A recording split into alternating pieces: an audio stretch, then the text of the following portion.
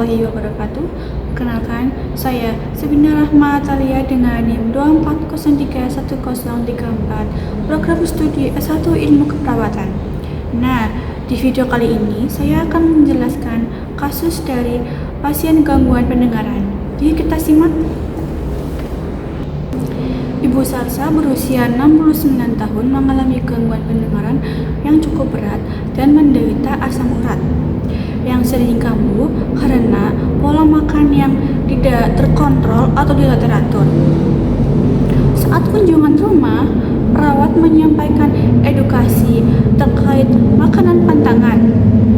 Namun, Ibu Salsa hanya sedikit menanggapi dan tampak tidak paham. Setelah menyadari adanya hambatan pendengaran, perawat menawarkan metode komunikasi terkait edukasi dengan berupa brosur, leaflet, booklet, ataupun berbalik untuk membantu Ibu Salsa memahami informasi yang telah disampaikan. Nah, itu tadi kasusnya. Mari kita simak video komunikasinya. Setelah ini, yuk kita simak bareng-bareng. Selamat pagi Ibu Salsa. Saya perawat Sabina Rahma yang akan mengkonfirmasikan terkait kondisi Ibu hari ini. Jadi kondisi Ibu hari ini kadar asam uratnya termasuk tinggi ya Ibu. Jadi kadar asam urat Ibu tinggi itu yang menyebabkan kaki Ibu sakit, terutama di pagi hari. Kenapa bisa tinggi ya Sus? Itu karena Ibu mengkonsumsi makanan yang tinggi purin, jarang mengkonsumsi air putih, dan jarang olahraga Ibu. Saya harus ngapain Sus? Jadi untuk menghindari atau mengurangi kadar asam urat Ibu bisa mengurangi makan makanan yang tinggi purin, perbanyak minum air putih minimal 8 gelas per hari, lalu perbanyak makan buah-buahan Ibu seperti apel, ceri, lalu juga sebisa mungkin untuk sehari sekali itu olahraga Ibu, walaupun hanya olahraga jalan pelan itu tidak apa-apa. Baik Sus. Jadi nanti kalau misalnya informasi saya kurang jelas, nanti saya akan sediakan brosur untuk Ibu bisa lihat secara langsung agar Ibu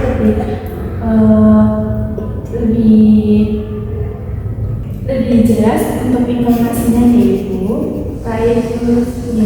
Sudah Ibu, nanti bila ada masalah atau butuh bantuan bisa hubungi saya di ruang station Ibu. Baik Sus. Saya permisi. Ya.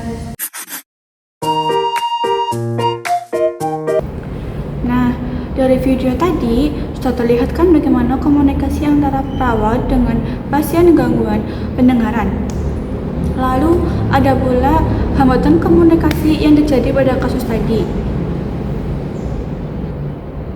Hambatan komunikasi efektif pada pasien dengan gangguan pendengaran dapat muncul dari berbagai macam aspek, seperti yang pertama, penurunan kemampuan mendengar suara. Karena pasien mengalami gangguan pendengaran, maka sudah jelas adanya penurunan kemampuan mendengar suara. Pasien juga tentunya kesulitan mendengar, terutama apabila adanya suara yang sangat pelan. Yang kedua, kurangnya pemahaman bahasa isyarat. Tidak semua tenaga kesehatan dapat menggunakan bahasa isyarat, sedangkan kebanyakan pasien hanya dapat berkomunikasi melalui bahasa isyarat.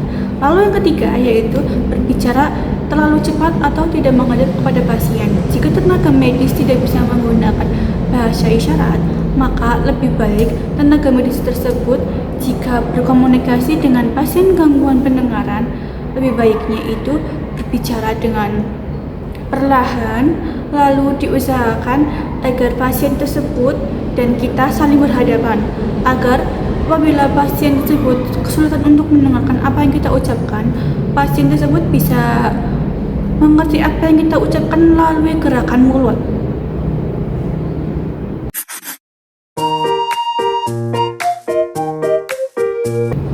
Nah, jika tadi sudah tersampaikan bagaimana hambatan yang terjadi pada pasien gangguan pendengaran, maka ada pula penjelasan apa saja sih yang harus diperhatikan ketika kita berbicara dengan pasien gangguan pendengaran. Nah, yang perlu diperhatikan ketika kamu berkomunikasi dengan pasien gangguan pendengaran, maka memerlukan perhatian yang khusus agar pesan dapat tersampaikan secara efektif dan tidak adanya kesalahpahaman.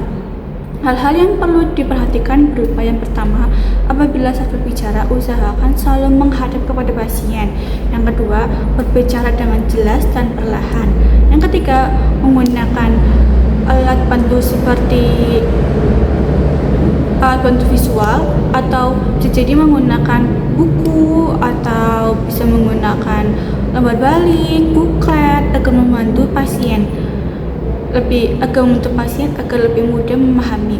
Lalu yang terakhir, kita bisa dapat meminta pasien untuk mengulangi apa saja sih informasi penting yang telah kita sampaikan agar nanti tidak ada kesalahpahaman antara pasien dengan perawat.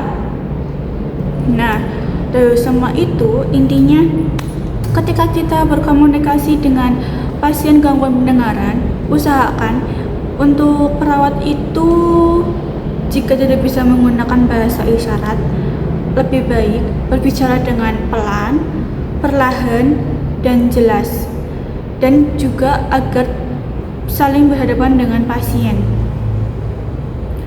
Lalu untuk memudahkan pasien pula agar dapat memahami kembali apa yang telah kita sampaikan, kita dapat memberikan berupa brosur atau lembar balik atau leaflet agar pasien dapat melihat kembali apa saja sih pantangan-pantangan makanan tadi yang telah perawat sampaikan agar dapat dibaca kembali saat di rumah. Nah, sekian penjelasan video dari saya. Mohon maaf apabila ada kesalahan kata. Terima kasih.